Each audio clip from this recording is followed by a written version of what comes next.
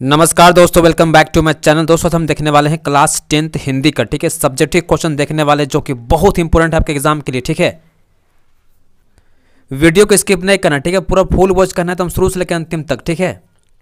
पहला क्वेश्चन देखिएगा, मर्यादा ना लही के माध्यम से कौन सी मर्यादा रहने की बात कही जा रही है, ठीक है। देखिए आपको इस प्रकार से आंसर करना है, ठीक है। सूरदास जी की कविता, ठीक है, मर्यादा ना लही में मर्यादा से तात्पर्य सामाजिक और नैतिक सीमाओं से है, ठीक है। इस कविता में भगवान कृष्ण की बाल लीलाओं का वर्णन किया गया है, जहां वे अपनी बाल सुलभ चंचलता और अद्भुत आकर्षण से समाज की सामान्य मर्यादाओं को तोड़ते हुए दिखाए गए हैं। कविता में यह दर्शाया गया है कि कृष्ण अपनी लीलाओं के माध्यम से गोपियों और ग्वालों की मर्यादा यानी सामाजिक नियम, संयम और अनुशासन को पार कर देते हैं, ठीक है। जैसे वे गोपियों के घर से माखन चुराते हैं, गोपियों के वस्त्र चुराकर पेड़ पर चढ़ा देते हैं। आगे लिखिएगा, उनके मनमोहक रूप से सभी को मोहित कर देते हैं, ठीक है ना, जिससे लोग अपने सामाजिक दायित्व भूल जाते हैं। कवि के अनुसार कृष्ण की इन लीलाओं का उद्देश्य लोगों को यह सिखाना है कि प्रेम और भक्ति में सारी सीमाएं मिट जाती है। यहाँ मर्यादा शब्द का भाव यह है कि ईश्वर की लीला और उनकी भक्ति किसी भी सांसारिक नियमों या सीमाओं में बंधी नहीं रह सकती, ठीक है। उसके बाद देखिए सेकंड क्वेश्चन, ठीक है, आपके विचार से माँ ने ऐसा क्यों कहा कि लड़की होना पर लड़की जैसी मत दिखाई देना, ठीक है। इसका आंसर देखिए, ठीक है, यह कथन समाज में लड़कियों के प्रति मौजूद रूढ़िवादी सोच और असुरक्षा को दर्शाता है, ठीक है। पारंपरिक समाज में लड़कियों से जुड़े कई अपेक्षाएं और मानदंड होते हैं, ठीक है, जैसे कि उन्हें विनम्र, शांत और कमज़ोर समझा जाता है, ठीक है। इस कथन में माँ की चिंता और अनुभव झलकते हैं। माँ ऐसा क्यों कहती है? देखिए, सुरक्षा की चिंता होती है। समाज में लड़कियों के प्रति असुरक्षित माहौल को देखते हुए माँ यह संदेश देना चाहती है कि लड़की को आत्मनिर्भर और सशक्त बनना चाहिए ताकि वह अपनी सुरक्षा खुद सुनिश्चित कर सके, ठीक है। रूढ़ियों को तोड़ने की प्रेरणा, ठीक है, माँ चाहती है कि उनकी बेटी समाज की पारंपरिक धारणाओं से ऊपर उठे और अपनी पहचान खुद बनाए, ठीक है। लड़की जैसी मत दिखाई देना का मतलब है कि वह समाज द्वारा लड़की होने की कमज़ोर छवि को ना अपनाए, ठीक है। सशक्तिकरण का संदेश, ठीक है, माँ यह कहकर अपनी बेटी को समझाती है कि उसे अपनी शक्ति, अधिकार और स्वतंत्रता के प्रति सजग रहना चाहिए और अपने कार्यों से यह साबित करना चाहिए कि वह किसी से कम नहीं है, ठीक है। माँ की यह बात, ठीक है, लड़की को कमज़ोर बनाने की बजाय, ठीक है, उन्हें मजबूत, साहसी और आत्मनिर्भर बनाने का संदेश देती है। यह कथन उन सामाजिक दबावों को चुनौती देने का प्रयास है जो लड़कियों को उनके अधिकारों और क्षमताओं से वंचित रखते हैं। उसके बाद देखिए नेक्स्ट क्वेश्चन, ठीक है, संगतकार के माध्यम से कवि किस प्रकार के व्यक्तियों की ओर संकेत करना चाह रहा है, ठीक है। इसका आंसर देखिए, संगतकार शब्द का अर्थ है ऐसा व्यक्ति जो मुख्य कलाकार यानी गायक हो सकता है, वादक या कवि के साथ रहकर उसका सहयोग करता है, ठीक है, और उसकी प्रस्तुति को निखारता है। कवि इस शब्द का उपयोग उन व्यक्तियों की ओर संकेत करने के लिए करता है जो परोक्ष रूप से महत्वपूर्ण कार्य करते हैं लेकिन उन्हें समाज में उचित मान्यता या प्रशंसा नहीं मिलती। कवि का संकेत इस प्रकार के व्यक्तियों की ओर हो सकता है, ठीक है, जैसे आपका हो गया पृष्ठभूमि में काम करने वाले लोग, ठीक है, वे लोग जो मुख्य कार्य को सफल बनाने के पीछे से मेहनत करते हैं, जैसे आयोजकों, सहायक, कर्मचारियों या तकनीकी विशेषज्ञों का कार्य, ठीक है। इन्हें शायद मंच पर स्थान ना मिले लेकिन उनकी भूमिका अत्यंत महत्वपूर्ण होती है। उसके बाद देखिए निस्वार्थ भाव से योगदान देने वाले, ठीक है, ऐसे लोग जो बिना प्रशंसा की अपेक्षा किए, ठीक है, अपने कर्म करते हैं, जैसे शिक्षक हो गया, माता पिता या मित्र जो हमारी सफलता में योगदान देते हैं। उसके बाद लिखिएगा सहायक लेकिन अनदेखे लोग, ठीक है, समाज के ऐसे व्यक्ति जो दूसरों की सफलता के लिए साधन प्रदान करते हैं लेकिन स्वयं पीछे रह जाते हैं, जैसे छोटे मजदूर, किसान या दैनिक श्रमिक, ठीक है।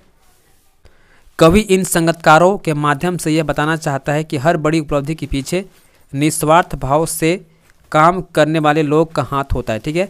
उनकी पहचान और योगदान को नकारा या अनदेखा करना उचित नहीं है। यह कविता हमें सहयोगियों की भूमिका को पहचानने और उनका सम्मान करने के प्रति प्रेरणा देती है। ठीक है, उसके बाद देखिए नेक्स्ट क्वेश्चन। ठीक है, सेनानी ना होते हुए भी चश्मे वाले को लोग कैप्टन क्यों कहते थे? देखिए इसका आंसर लिखिएगा। चश्मे वाले को कैप्टन कहने के पीछे एक विशेष व्यंग्यात्मक या प्रतीकात्मक संदर्भ हो सकता है। इसे समझने के लिए हमें उस व्यक्ति के व्यक्तित्व, आचरण और समाज के नज़रिए को देखना होगा। ठीक है, कैप्टन कहे जाने के संभावित कारण हो सकते हैं। पहला होगा व्यक्तित्व का प्रभाव। ठीक है, हो सकता है कि वह व्यक्ति अपने व्यवहार, बोलचाल या उपस्थिति में एक नेतृत्वकर्ता जैसा लगता हो, भले ही वह सेनानी ना हो। लोग उसे उसके आत्मविश्वास या अनुशासन कारण कैप्टन कहने लगे हों। ठीक है, दूसरा पॉइंट आप दे सकते हैं, चश्मा और पढ़ाई का संबंध। ठीक है, चश्मा पहनने वालों को अक्सर विद्वान, बुद्धिमान और गंभीर माना जाता है। इस व्यक्ति को कैप्टन कहना उसकी बुद्धिमत्ता या प्रभावशाली उपस्थिति की ओर इशारा हो सकता है। प्रतीकात्मक व्यंग्य, हो सकता है कि वह नाम व्यंग्य में दिया गया हो क्योंकि वह व्यक्ति वास्तविक सेनानी नहीं था, लेकिन उसका आचरण, शैली या बातें ऐसी हो जो उसे एक नेता या अधिकारी जैसी दिखाई देती हो। स्थानीय समाज का संदर्भ हो सकता है।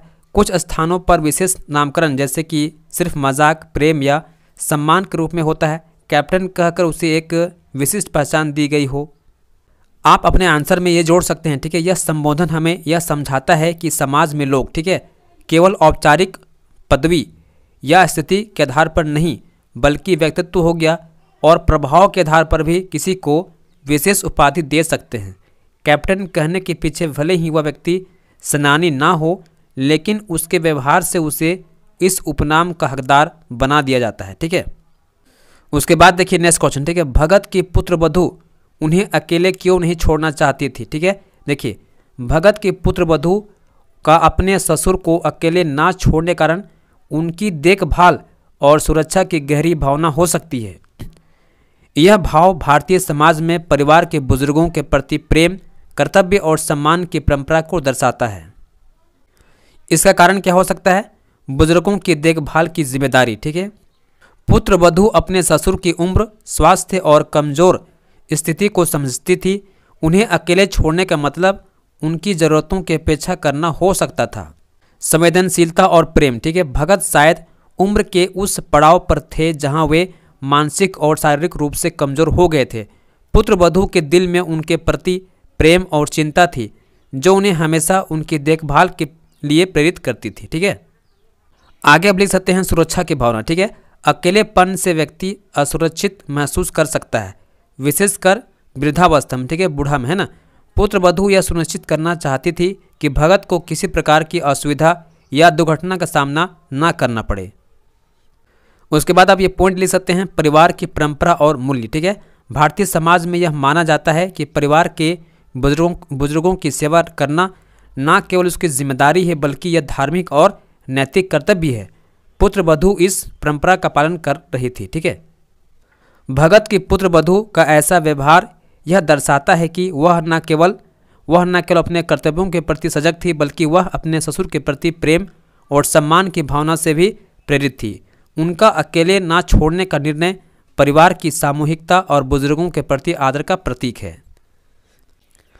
देखिए आपको एग्जाम में, ठीक है, इतना लंबा क्वेश्चन का आंसर देने की आवश्यकता नहीं पड़ेगी। ठीक है, मैं जानबूझकर, ठीक है, आपको अधिक से अधिक पॉइंट देने के लिए क्वेश्चन को, आंसर को थोड़ा ज़्यादा बढ़ा के बनाया हूँ। ठीक है ना, ताकि आपके पास जो है पॉइंट ज़्यादा रहे। ठीक है ना। उसके बाद देखिए नेक्स्ट क्वेश्चन, बिस्मिल्लाह खां को कांसी का नायाब हीरा क्यों कहा जाता है? ठीक है, देखिए बिस्मिल्लाह खां को कांसी का नायाब हीरा इसलिए कहा जाता है क्योंकि वे शहनाई वादन की कला को विश्व पटल पर पहचान दिलाने वाले महान कलाकार थे। उनका जीवन काशी यानी वाराणसी की सांस्कृतिक, धार्मिक और संगीत परंपराओं से गहराई से जुड़ा हुआ था। देखिए कारण क्या था? शहनाई के प्रति समर्पण। ठीक है ना, बिस्मिल्लाह खान ने शहनाई वादन को एक साधारण वाद्य यंत्र से उच्च शास्त्रीय स्तर तक पहुंचाया। उनकी कला से शहनाई को भारतीय संगीत का एक प्रतिष्ठित हिस्सा बना दिया। काशी से गहरा लगाव। ठीक है, काशी उनके जन्मभूमि नहीं लेकिन उनकी कर्मभूमि थी। गंगा, काशी के मंदिर और वहाँ की गलियाँ उनकी प्रेरणा का स्रोत थी। उनका संगीत काशी की उनका संगीत काशी की आध्यात्मिकता और पवित्रता को व्यक्त करता था। ठीक है ना। आगे आप लिख सकते हैं सांस्कृतिक धरोहर का प्रतीक, ठीक है। बिस्मिल्लाह खां की शहनाई वादन शैली काशी की सांस्कृतिक परंपरा का प्रतिबिंब थी। वे भारतीय संगीत के गंगा जमुनी तहजीब, ठीक है, के प्रतीक थे। आगे आप लिख सकते हैं, ठीक है, राष्ट्रीय और अंतर्राष्ट्रीय सम्मान, ठीक है। उन्हें भारत के सर्वोच्च नागरिक सम्मान भारत रत्न से सम्मानित किया गया, ठीक है। उनका नाम भारतीय संगीत और काशी की पहचान के साथ हमेशा के लिए जुड़ गया। आगे आप लिख सकते हैं सादगी और विनम्रता, ठीक है। विश्व प्रसिद्ध होने के बावजूद बिस्मिल्लाह खां ने काशी को अपनी जड़ों को कभी नहीं छोड़ा। वे जीवन भर काशी में रहे और उनकी संस्कृति और अपने संगीत में जीते रहे, ठीक है ना। लास्ट में, ठीक है, आप आंसर में ऐड कर सकते हैं बिस्मिल्लाह खां को, ठीक है, काशी का नया हीरा कहना यह दर्शाता है कि वह न केवल काशी के सांस्कृतिक और आध्यात्मिक पहचान थे, बल्कि उन्होंने अपनी साधना और कला से काशी को विश्व भर में गौरवान्वित किया। उनकी जीवन सादगी, भक्ति और संगीत का अनुपम उदाहरण, ठीक है ना। उसके बाद देखिए नेक्स्ट क्वेश्चन, ठीक है, जॉर्ज पंचम की नाक क्यों काटी गई थी, ठीक है। देखिए जॉर्ज पंचम की नाक काटे जाने की घटना एक ऐतिहासिक प्रतीकात्मक विरोध के रूप में देखी जाती है। यह घटना 1911 के दिल्ली दरबार से जुड़ी है, जब ब्रिटिश सम्राट जॉर्ज पंचम भारत आए थे और उन्हें भारत का सम्राट घोषित किया गया था। घटना का संदर्भ, ठीक है, दिल्ली दरबार 1911।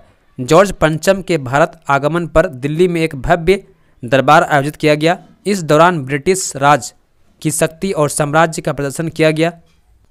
विरोध का प्रतीक, ठीक है, भारतीय स्वतंत्रता संग्राम के समय ब्रिटिश शासन के प्रति गहरी नाराजगी और असंतोष था। जॉर्ज पंचम के सम्मान में बनाई गई मूर्तियां का विरोध करने के लिए कई जगहों पर प्रतीकात्मक रूप से उनकी मूर्तियों को नुकसान पहुंचाया गया, जिनमें नाक काटने की घटना प्रमुख थी। यह भारतीय संस्कृति में अपमान और विरोध करने का एक प्रतीक माना जाता है, ठीक है ना। प्रतीकात्मक अपमान, ठीक है, नाक काटना भारतीय समाज में अपमान का सबसे बड़ा प्रतीक है। इस कृत्य के माध्यम से स्वतंत्रता संग्राम सेनानियों ने यह संदेश दिया कि ब्रिटिश साम्राज्य का भारत में ऐसा कोई स्वागत नहीं, ठीक है ना, उनकी उपस्थिति का विरोध किया जाएगा। जनता ने इसे ब्रिटिश हुकूमत के प्रति अपने आक्रोश और असहमति को व्यक्त करने का एक तरीका माना, ठीक है। यह घटना ब्रिटिश साम्राज्य के खिलाफ बढ़ते असंतोष का प्रतीक बन गई।